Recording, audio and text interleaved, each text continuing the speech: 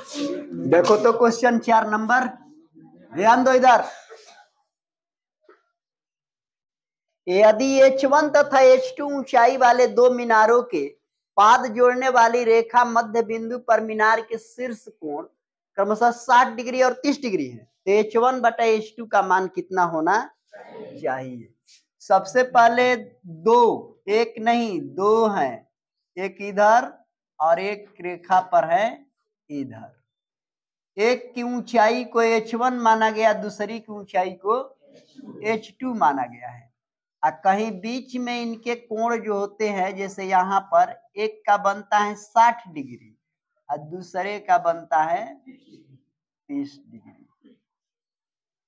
तो कह रहा है कि 30 डिग्री जो कोण बनते हैं, तो कहता है कि H1 बटा H2 कितना होना चाहिए। यहाँ मानो A B, ये हो गया C D E। सबसे पहले यहाँ निकाल लो।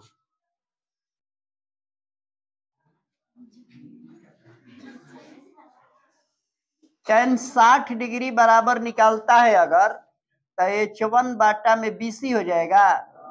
tan 60 का मान √3 बटा 1 हो जाएगा, H1 बाटा BC, यानी √3 BC बराबर H1 हो गया ना। √3 BC बराबर H1, इसको 1 मान लो।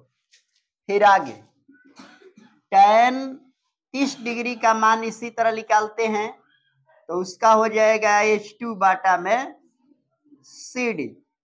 एक बात यहाँ पर ध्यान दीजिएगा, मध्य बिंदु पर, मध्य बिंदु का मतलब है बीच में है ना, तो जितना BC है उतना ही, यानी यहाँ पर BC बराबर CD आप लिख दीजिए। अब यहाँ से क्या कीजिएगा, 1/√3 H1 बाटा में CD हो गया। H2 है,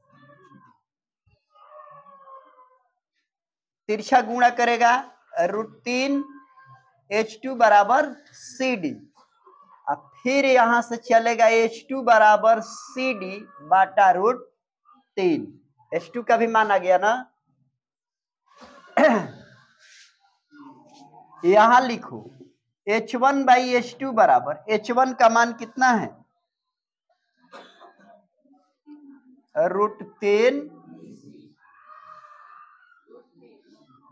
BC बाटा 1 रख सकता है। अब बाटा H2 का मान कितना है CD बाटा √3। अब देखो √3 बाटा 1 और ऊपर गया √3, ये BC है यहाँ ना, यहाँ आ गया CD। अब √3 में √3 का गुणा होगा तो हो जाएगा रूट में हो जाएगा। अब BC के बदले हम CD लिख लेते, कोई हर्ज नहीं है ना। CD वर्गमूल बाटा में 3 अनुपात।